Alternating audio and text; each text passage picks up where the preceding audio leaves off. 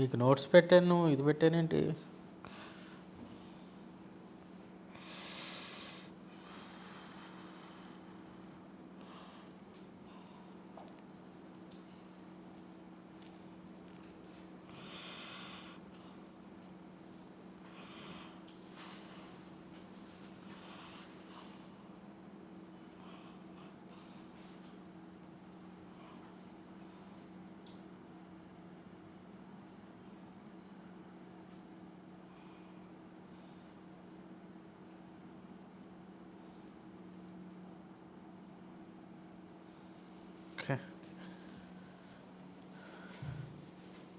Okay. Lecture number 3, sermon types. బేసిక్గా మీకు అంటే అడ్వాన్స్డ్ క్లాస్లో వేరే రకాలుగా మీకు టీచ్ చేస్తాం. Basic sermon types. Okay, basic sermon types ప్రసంగాల్లో రకాలు 3 రకాలు ఉంటాయి. 3 రకాల ప్రసంగాలు ఈ క్లాస్లో మీరు నేర్చుకోబోతున్నారు.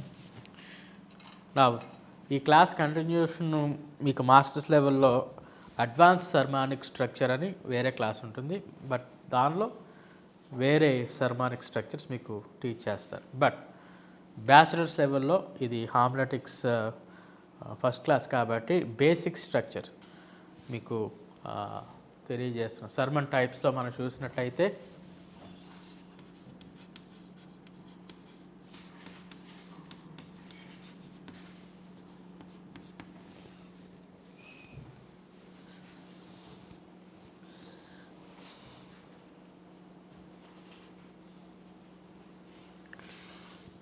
లైవ్ వెళ్తుందా?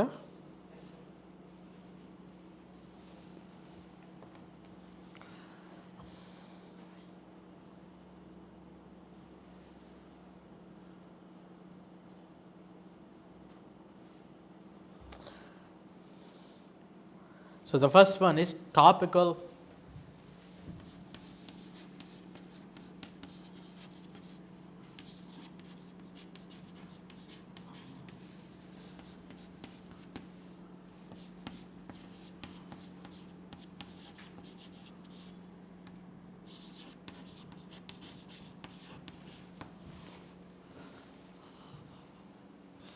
Topical sermon or topical preaching. The second one is textual preaching.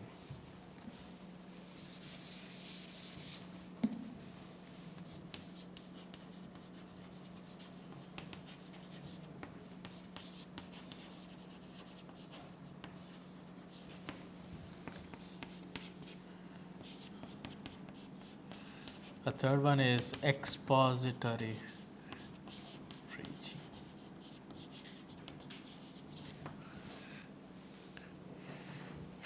ఏమేమి ఉన్నాయి? Topical, textual, expository. Okay, so ఈ 3 రకాల ప్రీచింగ్స్ మీరు నేర్చుకోబోతున్నారు. So there are positives and negatives for each of these types. Okay, మొట్టమొదటిగా మనం చూద్దాం. What's a topical sermon? What's a topical type of preaching?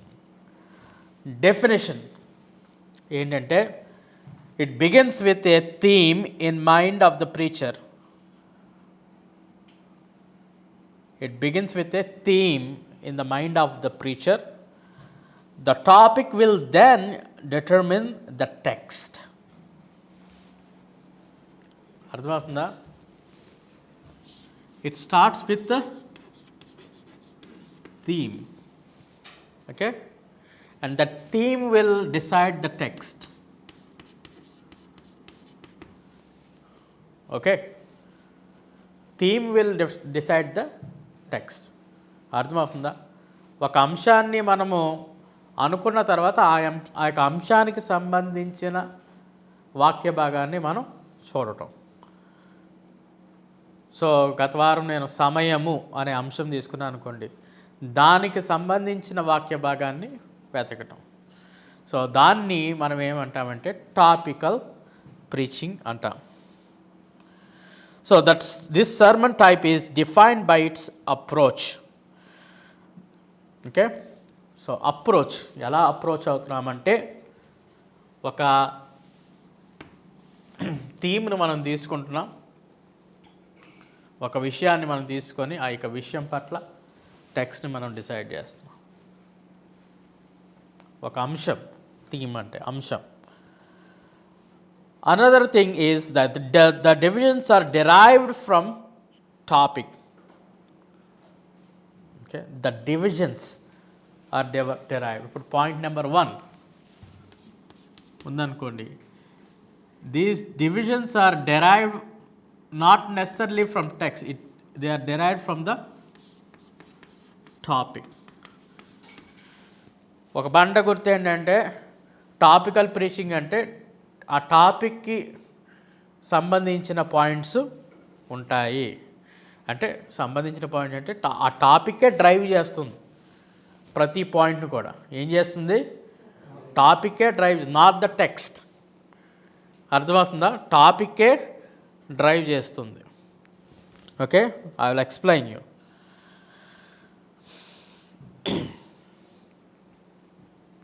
So topic drive చేయడం అంటే, ఈ టాపిక్ ఓల్డ్ టెస్ట్మెంట్లో ఒక చోట ఉందనుకో, అదొక పాయింట్. ఈ టాపిక్ గాస్పల్స్లో ఉందనుకో, అది రెండో పాయింట్. ఓకే, ఈ టాపిక్ తర్వాత ఎపిసోడ్స్లో ఉందనుకో, అదొక మూడో పాయింట్. ఓకే, సో టాపిక్ను మనం మైండ్లో పెట్టుకొని మనం ఏం చేస్తున్నాం, the divisions are derived from topic. Okay, main point number 1, main point number 2, main point number 3, not necessarily from the text, but they are derived from the topic, theme. అర్థమవుతుందా? Advantages. What are the advantages? దీనివల్ల ఉపయోగాలు ఏంటంటే, it contains an innate quality to arouse interest. ఇది interest topic కాబట్టి ఇంట్రెస్టింగ్గా ఉంటుంది. ఇది need బేస్డ్గా ఉంటుంది. ఓకే, ఫర్ ఎగ్జాంపుల్ టాపిక్ ఏంటంటే జ్ఞాపకార్థ కూడిక. అర్థమవుతుందా? జ్ఞాపకార్థ కూడిక. సో ఈ జ్ఞాపకార్థ కూడికి మనము దేని గురించి మాట్లాడతాం? సాధారణంగా జ్ఞాపకార్థం అనగానే నీతిమంతులను జ్ఞాపకం చేసుకోవటం ఆశీర్వాదకరం అని చెప్పి ఒక టాపిక్ మనం సెట్ చేస్తాం. ఆ టెక్స్టే తీసుకుంటున్నాం మనం, బయట భగవద్గీతలోంచి ఎక్కడో తీసుకోవట్లే కాదు, టెక్స్టే. బట్ ఆ రోజు ప్రసంగం అంతా ఏ టాపిక్ మీద వెళ్తుందంటే జ్ఞాపకార్థము అనే ఆ యొక్క అంశం మీద వెళ్తుంది. ఓకే, సో నీతిమంతులు జ్ఞాపకం చేసుకోవటం ఆశీర్వాదం. ఎవరు నీతిమంతులు? జ్ఞాపకం అంటే ఏంటి? సో ఆ విధంగా ఆ టాపిక్కే ఇదంతా డిసైడ్ చేస్తుంది. Right, it lends it self towards developing A clear singular proposition. ఒక క్లియర్ కట్గా విషయాన్ని క్లియర్గా, విశ్వాసము అనే టాపిక్ ఉందనుకోండి, క్లియర్ కట్గా అదే సింగిల్ ప్రాపోజిషన్, ఆ విషయాన్నే మనం వివరించడానికి అవకాశం ఉంటుంది. It is an excellent vehicle for developing one major truth. Excellent vehicle for developing one major truth. It provides the truth with simplicity. ఇదేంటంటే the most simplest form of the sermon. Okay, అంశం తీసుకోవటం, ఆ అంశానికి సంబంధించిన వాక్యాలను ఎత్తుక్కోవటం. అర్థమవుతుందా?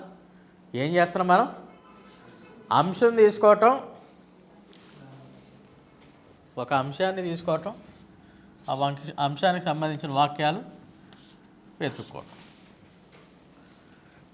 అర్థమైందా? So first మనం అంశాన్ని ఫిక్స్ చేసుకుంటున్నాం బ్రెయిన్లో, దానికి సంబంధించిన వాక్యాలను వెతుకుతున్నాం. అర్థమవుతుందా? So it is uniquely suited for evangelism. Evangelism కూడా ఇది బాగా పనిచేస్తుంది. It enables both preacher and hearer to grasp a subject of the Bible as a whole.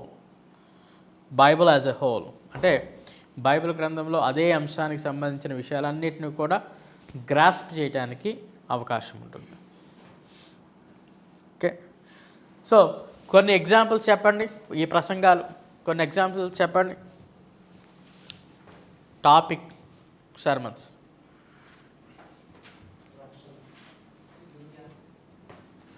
Okay, salvation, ఇంకా లవ్, ఇంకా ఫెయిత్, ఇంకా రిపెంటెన్స్, ఇంకా మీరు జెనరిక్గా చెప్తున్నారు, ఇలా కాదు, ఇంకా ఇంకా స్పెసిఫిక్గా ఒక అంశాన్ని మనం డీల్ చేస్తాం అనుకోండి. For example tithe. Okay, tithe అంటే దశమ భాగం. పాత నిబంధన గ్రంథంలో దశమ భాగం. ఓకే, యేసుప్రభు వారు ఇచ్చుట గురించి ఏమన్నారు క్రొత్త నిబంధన గ్రంథంలో? సో దశమ భాగం అనే ఆ అంశము. ఇంకా ఇవన్నీ జనరల్, ఇంకా ప్రేమ, ఫెయిత్, ఇవన్నీ ఏంటంటే ఏ మెసేజ్ తీసుకున్నా సరే ప్రేమ గురించి చెప్పచ్చు, అవునా? ఏ మెసేజ్ తీసుకున్నా సరే విశ్వాసం గురించి చెప్తాంగా. ఏ మెసేజ్ తీసుకున్నా సరే సాల్వేషన్ గురించి చెప్తాంగా. ఏ మెసేజ్ తీసుకున్నా సరే కదా రిపెండెన్స్ గురించి చెప్తాం. మీరు జనరిక్గా ఆలోచిస్తున్నారు, బట్ ఒక స్పెసిఫిక్ టాపిక్ మీరు డీల్ చేస్తున్నారు అనుకోండి, టైత్. ఓకే, అది నీది పిన్ పాయింటెడ్గా ఉండాలి టాపిక్ అనేది. ఓకే, సో టైత్ అనేది యాంగర్. అర్థమైందా? ఏంటిది టాపిక్? ఏంటి? కోపము. అర్థమవుతుందా? యాంగర్ అనేది. సో ఇవన్నీ జెనరిక్ టాపిక్స్, అంటే జనరల్ టాపిక్స్. ఇవేంటిది? స్పెసిఫిక్. ఓకే, తర్వాత మర్డర్.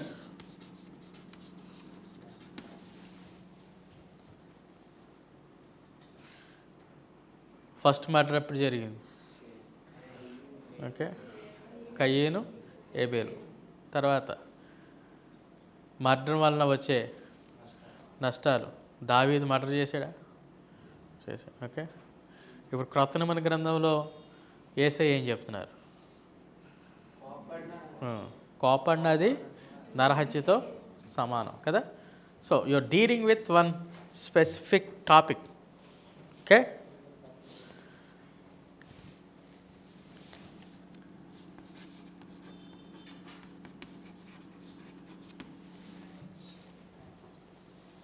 ఓకే. సో ఇవన్నీ మీకు అంశాలు ఆ సందర్భానికి సంబంధించిన అంశాలుగా ఉండాలి. ఇప్పుడు వెళ్ళి నేను పెళ్ళిలో కోపం గురించి, నరహత్య గురించి చెప్పలేను. పెళ్ళికి వెళ్తే పెళ్ళి ప్రసంగం చేయాలి, అంతేగాని రిపెంటెన్స్ గురించి చెప్తారా? చెప్పచ్చు, కానీ అసందర్భంగా ఉంటుంది కదా. సో ఆ సందర్భాన్ని బట్టి టాపిక్ వస్తుంది, ఆ టాపిక్ని బట్టి ఏమొస్తుంది? టెక్స్ట్ మనం ఎంచుకుంటాం. అర్థమవుతుందా? So the topic decides the text. అంతేనా? The topic or the theme decides the text. Okay, so what are the disadvantages? దీనివల్ల ఉన్న ప్రమాదం ఏంటంటే it is often weak on teaching. ఇదేంటంటే టీచింగ్కి, అంటే ఏదైనా విషయాన్ని లోతుగా బోధించడానికి అవకాశము ఉండదు. న్యూ టెస్ట్మెంట్ సర్వే అనేది ఉందనుకోండి, సర్వే అంటే ఏంటంటే ఎలా వెళ్తుంది. ఓకే, సర్వే అంటే ఎలా వెళ్తుంది, స్టడీ అంటే ఎలా వెళ్తుంది. అర్థమైందా మీకు? సర్వే అంటే ఎలా వెళ్తుంది, స్టడీ అంటే. ఇప్పుడు బైబిల్ సర్వే అన్నాం అనుకోండి, బైబిల్ సర్వే అంటే ఎలా వెళ్తుంది. బైబిల్ స్టడీ అన్నాం అనుకో ఎలా వెళ్తుంది, దాన్నే మనం డిగ్ చేసుకుంటా వెళ్తాం. ఓకే, బ్యాచిలర్స్లో మీరు వెళ్ళేది ఇదే, ఇలా వెళ్తారు. ఓకే, మాస్టర్స్లోకి వచ్చేటప్పటికి ఏమవుద్దంటే అదే సబ్జెక్ట్, అదే బైబిల్ మారుద్దా మాస్టర్స్లో? మారదు. ఇంకేం చేస్తాం, యోహాను సువార్త కొత్తగా ఏం రాయంగా మేము కదా, అదే యోహాను సువార్తను ఏం చేస్తాం, కొంచెం లోతుగా అవుట్లైన్స్ కాకుండా ఎక్స్పాజిటరీలోనికి వెళ్తాం. రైట్. సో ఈ టాపికల్ సర్మన్ అనేది ఎలాగ ఉంటుంది అంటే, ఇలాగా బైబిల్లో ఈ విషయం పట్ల ఉన్న అంశం ఎలా ఉంది, ఎక్కడా కూడా లోతుగా వెళ్ళటానికి అవకాశం ఉండదు. ఆ లోతుగా వెళ్తే అది ఒక పెద్ద సిరీస్ అవుద్ది. So the tendency is to focus on application మీద ఎక్కువ ఫోకస్ ఉంటుంది. It provides a hit and miss approach to many major passages and doctrines of the scripture. చాలా విషయాల పట్ల కొద్దిగాపాటి అవగాహనే, ఓకే, లోతైన అవగాహన చేయడానికి అవకాశం ఉండదు. It tends to major on exhortation. Okay, బలపరచడానికి ఇది ఉపయోగపడుతుంది. అర్థమవుతుందా? బలపరచడానికి ఉపయోగపడుతుంది without laying an appropriate biblical and theological foundation. Okay, biblical foundations లేకుండా అప్పటికప్పుడు బలపరచడానికి ఉపయోగపడుతుంది. It lends itself to hobby preaching. Hobby preaching అంటే ఏంటిది, సరదాగా వెళ్ళిపోతూ ఉంటుంది అన్నాడు ప్రసంగం. అర్థమైందా? Okay, so hobby preaching it can be unduly weighted on the side of emotion. So ఎమోషనల్గా క్యాప్చర్ చేయడానికి ఇది ఎక్కువ ఉపయోగిస్తారు. So we have to be very careful about topical preaching. ఈ టాపికల్ ప్రీచింగ్ అయితే ఎప్పుడు మన విశ్వాసులు ఎలాగే ఉంటారు పైనే. ఓకే, ఒక టెక్స్ట్ లోపలికి ఎప్పుడు వెళ్ళలేం, ఎందుకంటే మనం పైన చెప్పుకుంటా వెళ్ళిపోతాం. అర్థమవుతుందా? పైన చెప్పుకొని వెళ్ళిపోతున్నారు అంటున్నారే. టాపికల్ అంటే అదే, పైన చెప్పుకొని వెళ్ళిపోవటం. అంటే ఎక్కువ యూజర్ ఫ్రెండ్లీ, అంటే హీరర్ ఫ్రెండ్లీగా ఉంటుంది. అంటే వాళ్ళకి కావాల్సిన మాటలు చెప్పేచ్చు అనమాట. అర్థమైందా? సో ఒక టెక్స్ట్ని లోతుగా అసలు అధ్యయనం చేయడానికి అవకాశం చాలా తక్కువగా ఉంటుంది. Lay an adequate foundation for all exhortation. Use proper hermeneutics. Watch your motives. ఎందుకోసం ప్రసంగం చేస్తున్నావు వాచ్ చేయి. ఓకే, మ్యానిపులేట్ చేయడానికి ఉపయోగించవద్దు. లే అన్ అడిక్వేట్ ఫౌండేషన్. ఇన్ఫ్యాక్ట్ చాలామంది అంటారు ఇది ఈజీ ఫామ్ ఆఫ్ ప్రీచింగ్ అని అంటారు, కానీ నేను అంటాను this is the hardest form of preaching if you do it right. ఎందుకో చెప్పనా? ఇప్పుడు టాపిక్ తీసుకుంటాము, 3 టెక్స్ట్లు వచ్చినాయి అనుకోండి. 3 టెక్స్ట్లు వచ్చిందనుకో, ఈ టెక్స్ట్కి బ్యాక్గ్రౌండ్ చదవాలి, ఈ టెక్స్ట్కి బ్యాక్గ్రౌండ్ చదవాలి, ఈ టెక్స్ట్కి బ్యాక్గ్రౌండ్ చదవాలి, దీని సందర్భం చదవాలి, దీని సందర్భం చదవాలి, దీని సందర్భం చదవాలి. ఈ సందర్భం ఒకటి కాదు, ఈ సందర్భం ఒకటి కాదు. పదాలు ఒకటైనా సరే చాలాసార్లు సందర్భాలు ఒకటి కాదు. ఓకే, వైన్ అనే పదం ఇక్కడ ఒకసారి ఒకలాగా ఉపయోగిస్తారు, ఇక్కడ ఒకసారి ఒకలాగా ఉపయోగిస్తారు, ఇక్కడ ఒకసారి ఒకలాగా ఉపయోగిస్తారు. సందర్భం వేరు కదా. సో మనం అన్నీ ఒకటే అనుకుంటా వెళ్ళిపోకూడదు. ఓల్డ్ టెస్ట్మెంట్ అనేది న్యూ టెస్ట్మెంట్కి దానికి మధ్యలో ఇంచుమించు 1500-1800 సంవత్సరాలు వ్యత్యాసం ఉంది. అవునా లేదా? గ్యాప్ ఉందా లేదా? ఈ వాక్యాన్ని తీసుకున్నప్పుడు ఒక టైం పీరియడ్ గ్యాప్ ఉంది, ఒక కల్చరల్ గ్యాప్ ఉంది, ఒక లాంగ్వేజ్ గ్యాప్ ఉంది అనే విషయాన్ని మనం మర్చిపోకూడదు. సో యాక్చువల్గా ప్రాపర్గా చేస్తే ఇదే కష్టమైన పని. ఏది? టాపికల్ ఎందుకంటే ప్రతిదానికి సందర్భాన్ని మనం సరిగ్గా ఉందో లేదో చూసుకోవాలి. ఆ పదం కలిసింది కదా అని చెప్పి ప్రసంగం చేసేయడం కాదు. అపోస్తులైన పౌలు వొకాబులరీ వేరు కదా, మోషే వొకాబులరీ వేరు, ఆయన సందర్భం వేరు, ఈయన సందర్భం వేరు. పదాలు కలిసినాయి కదా అని చెప్పి ఓకదంపుడు ప్రసంగం చేసేస్తాం అనుకోండి, చాలా చాలా ప్రమాదం అయిపోతుంది కదా. So be careful. Okay, the next one is textual preaching. ఏంటిది? Textual preaching. రెండోది ఏంటంటే textual preaching. Definition: a textual sermon is one in which the topic and main divisions are derived from a text. Okay, so first one ఏంటంటే topic is derived from our mind. ఏంటది? ఎక్కడి నుంచి topic నుంచి ఎక్కడి నుంచి వచ్చింది? మనం ఒక అంశం అనుకొని, ఆ రోజు మనం ఒక అంశం అనుకొని, లేకపోతే ఒక సందర్భం వచ్చి, ఒక భయంకరమైన తుఫాన్ వచ్చిందనుకోండి ఈ వారంలో, మనం ఏం చేయొచ్చు? ప్రసంగం మానవుని యొక్క గతి స్థితి గురించి చేయొచ్చు. ఓకే, అది ఎప్పుడు ఇక్కడ ఉన్న సందర్భం ఏం చేస్తుందంటే, అందరూ దీనికోసం భయంకరమైన ఎర్త్క్వేక్ వచ్చింది కదా, కరోనా వచ్చింది, లేకపోతే ఒక అందరికి కామనాలుగా ఉన్న ఒకటి జరుగుతుందంటే. Okay, so the topic comes from the mind. Okay, ఇక్కడ రెండవది ఏంటంటే textual. The topic comes from the text and the main divisions also are derived from the text.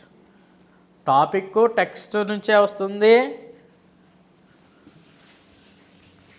Okay,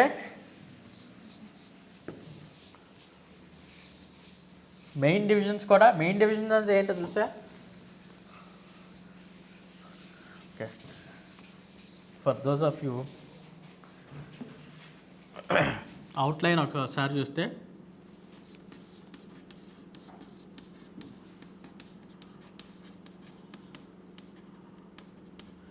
preposition,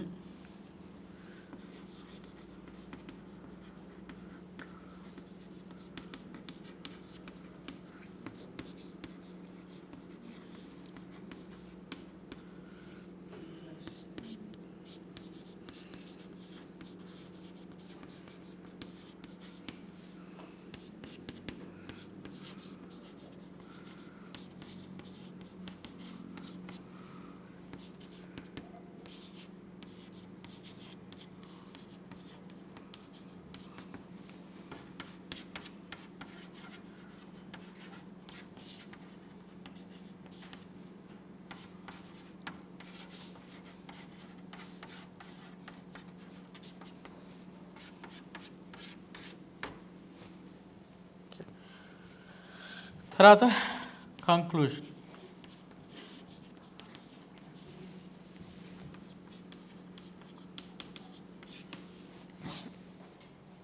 okay, proposition, interrogative, keyword, introduction, main point, subpoint, main point, subpoint, main point, subpoint, conclusion. ఇది టిపికల్గా మనం నేర్చుకునే outline. Okay, మీకు చెప్పాను ఇది outline ఎప్పుడన్నా చెప్పాను కదా, right.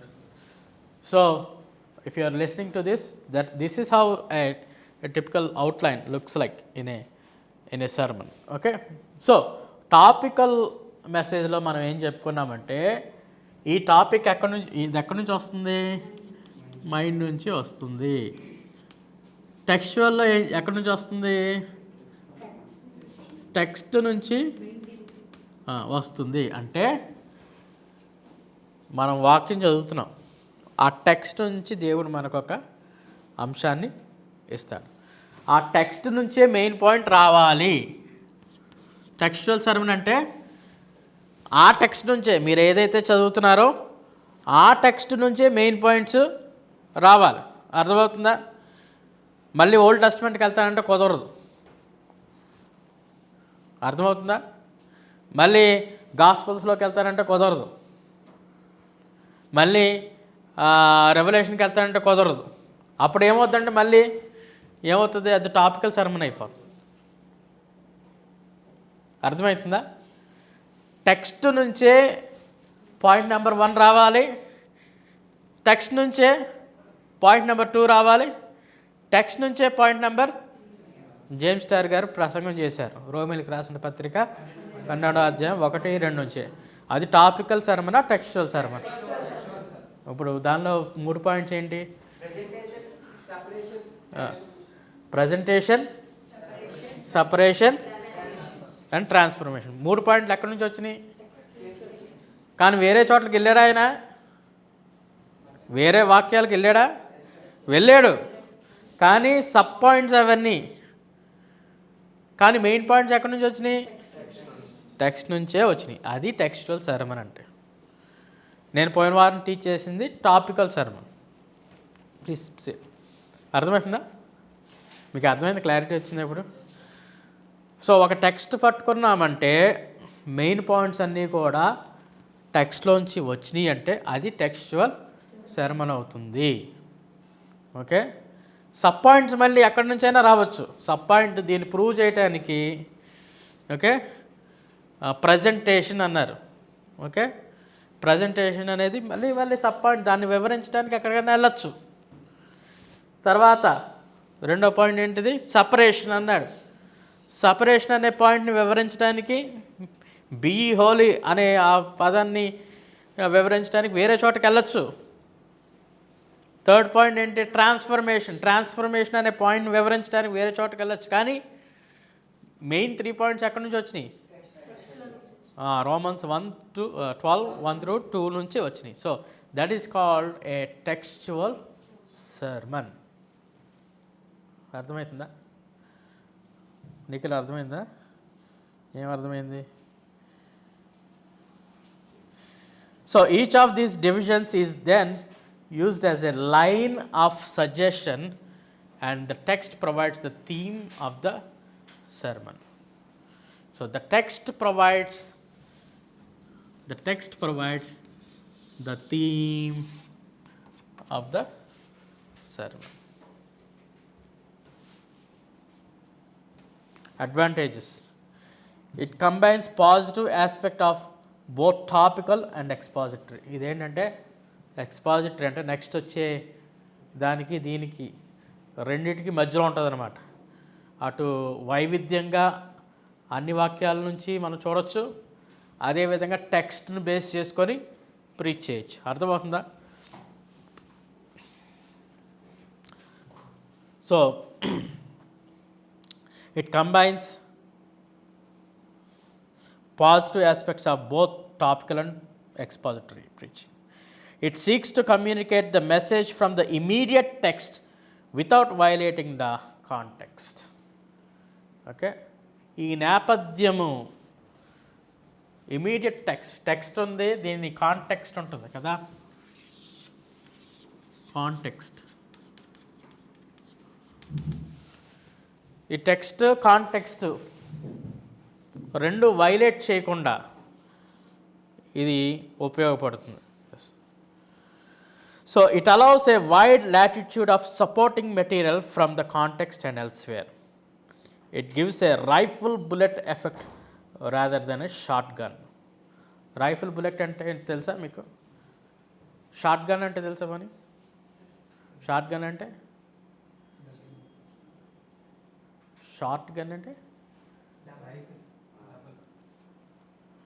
Short గన్లో bullet ఎలా ఉంటుందంటే, బుల్లెట్ పేలిన తర్వాత షార్ట్ గన్లో చిమ్ముద్ది. అది ఏం చిమ్ముద్ది అంటే చిన్న చిన్న ఇవి ఉంటాయి కదా, పార్టికల్స్ ఉంటాయి, అవి చిమ్ముద్ది అనమాట. అందుకే పక్షుల్ని కొట్టడానికి ఏం ఉపయోగిస్తారంటే షార్ట్ గన్ ఉపయోగిస్తారు. ఏం ఉపయోగిస్తారు? Short gun. అంటే అది ఏం చేస్తుంది అంటే పక్షి ఎగురుతున్న పక్షికి ఇలా షూట్ చేసిన తర్వాత ఆ రేంజ్లో షూట్ చేస్తే చాలు. మనం అక్కడికి వెళ్ళిన తర్వాత బుల్లెట్ ఏమవుద్ది, ఇలాగా పార్టికల్స్గా విడిపోయి దాన్ని కొడుతుంది. ఏదో ఒక చిన్నది తగిలితే చాలు. ఓకే. రైఫిల్ అలా కాదు. రైఫిల్లో ఏముంటుంది, ఒక బుల్లెట్టే ఉంటుంది. ఆ బుల్లెట్ దిగాల్సిందే, మిస్ అయితే ఇంకా మిస్ అయినట్టే. సో రెండిట్లో ప్రత్యేకతలు ఉన్నాయి. ఏంటంటే రైఫిల్ అనేది దిగితే ఇంకా దిగిపోద్ది అంతే, లేకపోతే లేదు, hit and miss. Short gun ఇంకా అలా కాదు, తగులుద్ది, ఎవరికొక్కడ ఎక్కడో చోట తగులుద్ది. అంటే మనం ఏం చేస్తామంటే మాటలు మాట్లాడేసాం అనుకో, ఎక్కడో చోట అక్కడో తగులుద్ది అని చెప్పి. సో టాపికల్ అనేది షార్ట్ గన్ ఎఫెక్ట్ అయితే, ఇదేంటిది రైఫిల్ ఎఫెక్ట్ అనమాట. ఏంటిది rifle bullet effect rather than shotgun. The actual words of scripture are used. మన సొంత మాటలు కాదు, పాయింట్స్లో ఏం వాడాం, ఇంకా మన సొంత లైన్ ఏమి లేదు దానిలో, మన సొంత మాట ఏమీ లేదు. ఎక్కడి నుంచి వచ్చింది, డైరెక్ట్గా స్క్రిప్చర్ నుంచే వచ్చింది. It is an excellent method for dealing with certain issues. It makes for variety in preaching. Okay, ఒక ప్రత్యేకమైన, ఫర్ ఎగ్జాంపుల్ డీకన్స్ గురించి మాట్లాడుతాం అనుకోండి, ఒక టెక్స్ట్ నుంచి మనం డీప్గా వెళ్ళి మాట్లాడచ్చు.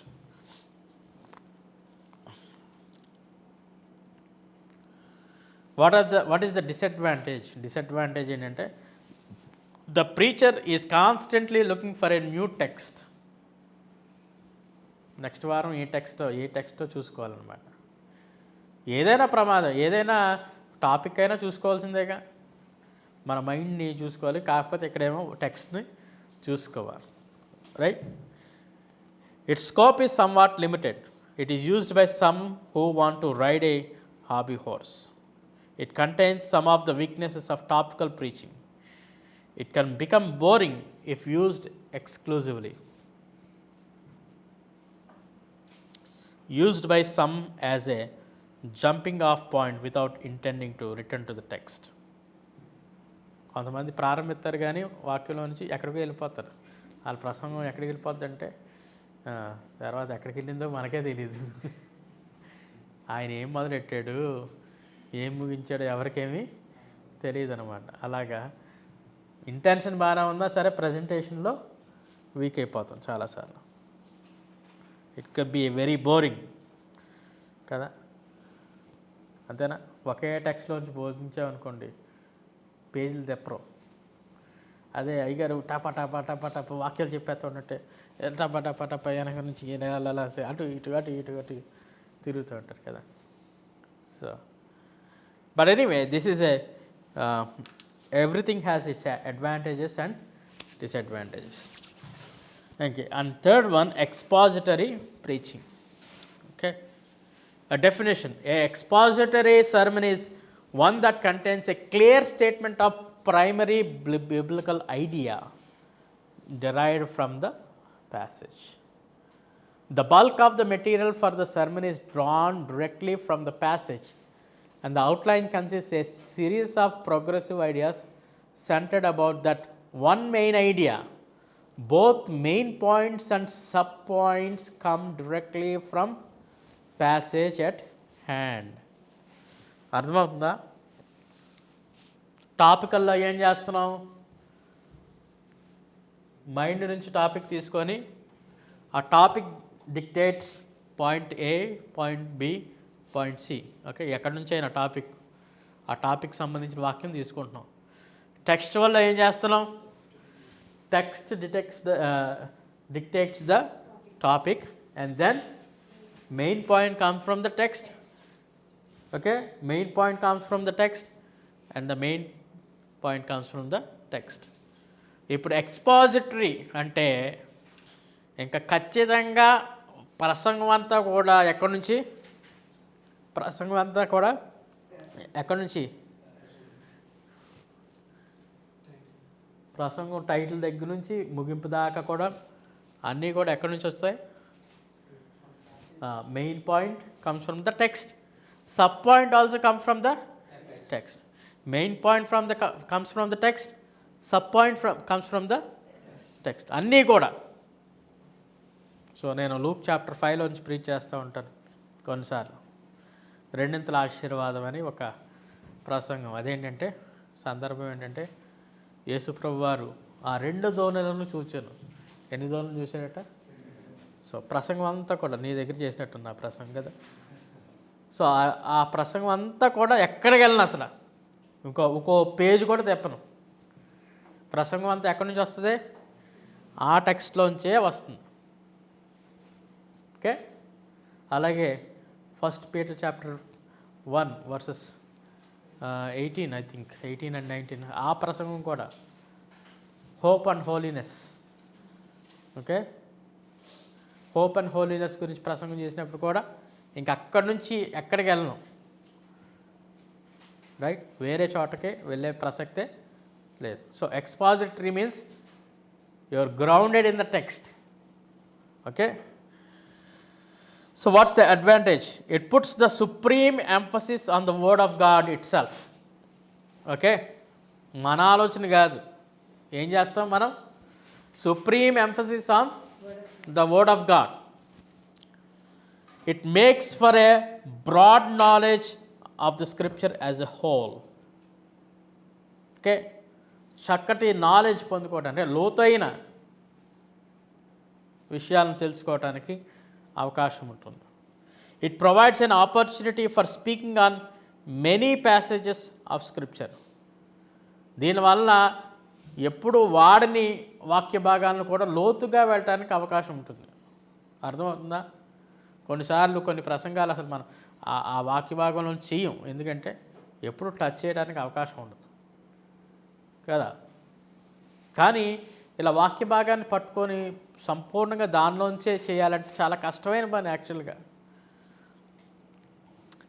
So it enables a preacher to deal with current evils discreetly. Okay, దీనివల్ల మనకున్న గొప్ప కవచం ఏంటంటే పాస్టర్ గారికి, దైవజనులకి ఏంటంటే it is the text who is speaking, not the preacher.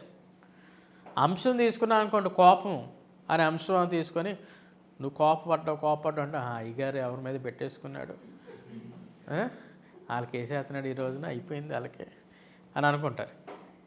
అర్థమైందా? కానీ మనం టెక్స్చువల్ ఇలాగా ఎక్స్పాజిటరీ ప్రీచింగ్ చేసామనుకోండి, అలా అనుకుంటానికి అవకాశము లేదు. ఫర్ ఎగ్జాంపుల్ ఈ వారం రోమిలకు రాసిన పత్రిక 1వ అధ్యాయం తీసుకున్నాం, 1వ అధ్యాయంలో పలానా వచనాలు తీసుకున్నాం, 2వ వారంలో 2వ అధ్యాయం తీసుకుంటాం, ఇలా వెళ్తున్నాం అనుకోండి.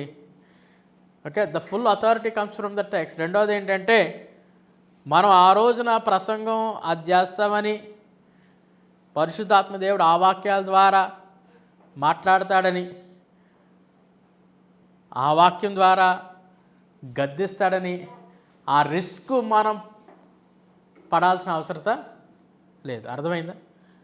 ఏమో దేవుడు ఆ రోజున ఆ వాక్యంతో అలాగా మాట్లాడాడు, ఇది నేను ఏర్పాటు చేసింది కాదమ్మా, మనం గత వారం నుంచి ఇది అధ్యయనం చేసుకుంటూ వస్తున్నాం కాబట్టి కదా.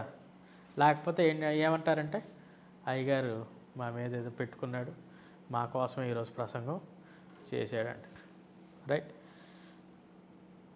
So it provides A opportunity for speaking on many scriptures and it enables A preacher to deal with current evils discreetly. It seeks to communicate the message of passage and not an isolated verse. Okay, ఏదో గాల్లోంచి ఒక వచనం తీసుకొని మాట్లాడటం కాదు. Okay, సందర్భంగా ఆ వాక్యం ఏ సందర్భంలో రాయబడిందో వాటన్నిటిని క్షుణ్ణంగా తెలుసుకోవడానికి అవకాశం ఉంటుంది. It gives an great emphasis to historical, grammatical and literary ideas. Okay, it impresses the listeners with natural logic and orderly development of a passage and lends itself to the natural flow of the scripture. It can be a tremendous tool for preaching. It gives the preacher authority and power. It contains the ingredients to produce mature, biblically oriented Christians. చక్కటి జ్ఞానవంతమైన క్రైస్తవుని తయారు చేయడానికి ఇది ఉపయోగపడుతుంది. It will deliver the preacher from the tendency to fanciful use or abuse of isolated text. It provides an antidote to hobby preaching it will furnish a lifetime of preaching. ఇలా preach చేసే వాళ్ళకి life time.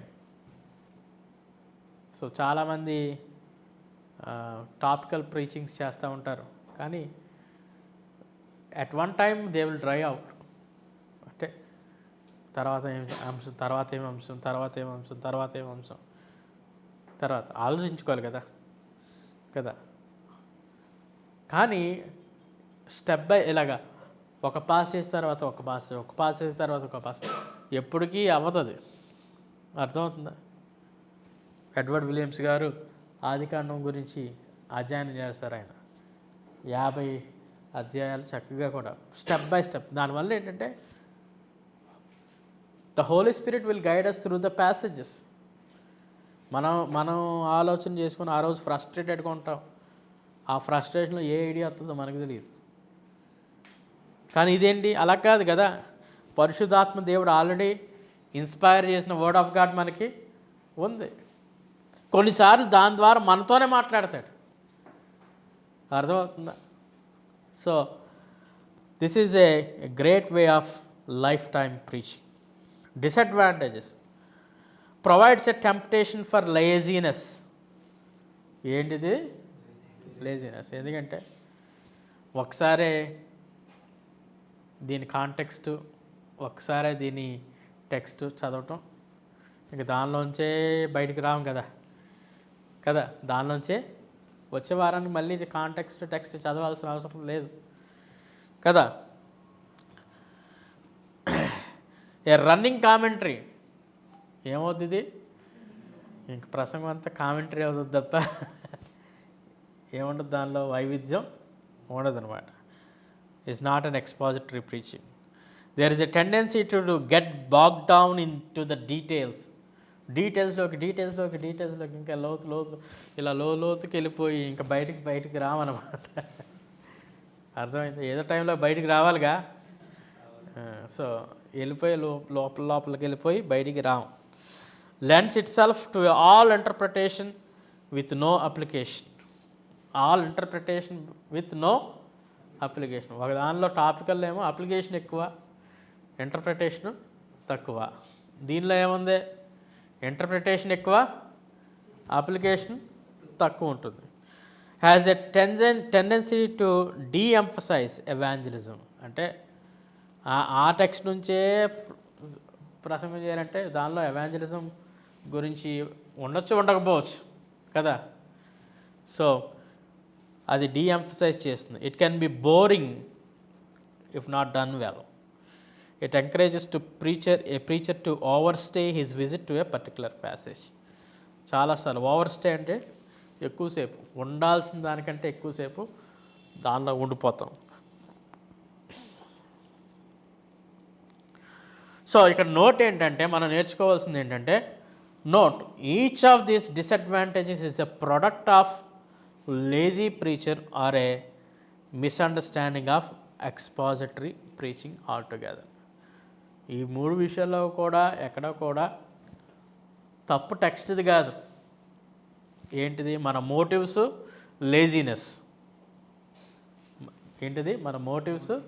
Laziness. Okay. So ఇక్కడ ఉన్న advantages అన్నీ కూడా, పైన ఉన్న disadvantages అన్నీ కూడా it's a product of lazy preacher. Okay. Misunderstanding of expository preaching. But this is the most beautiful way of preaching. అది సరదాగా ఉంటుంది. ఏది టాపికల్లో ఎలా ఉంటుంది? సరదాగా ఉంటుంది. అంటే ఇప్పుడు నేను ఎక్కడికైనా బయటికి వెళ్ళాను అనుకోండి, ఆ ప్రసంగమే ప్రిఫర్ చేస్తాను టాపికల్. ఎందుకంటే వాళ్ళతో I have only one time relationship with them. అర్థమవుతుందా?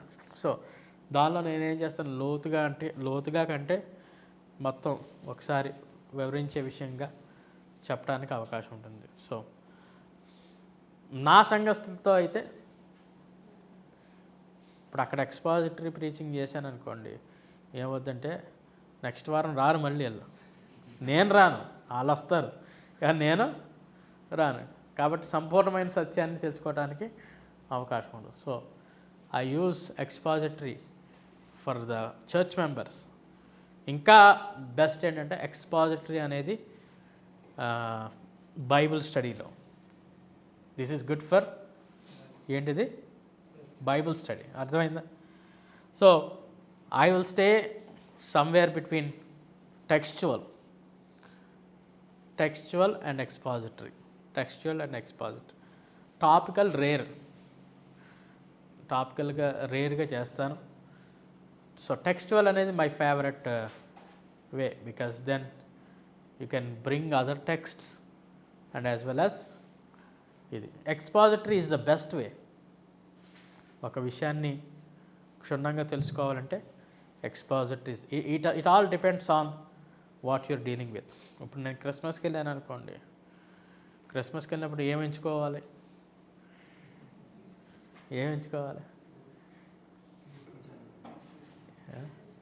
క్రిస్మస్కి వెళ్ళాను అనుకో, ఏ మెసేజ్ ఎంచుకోవాలి?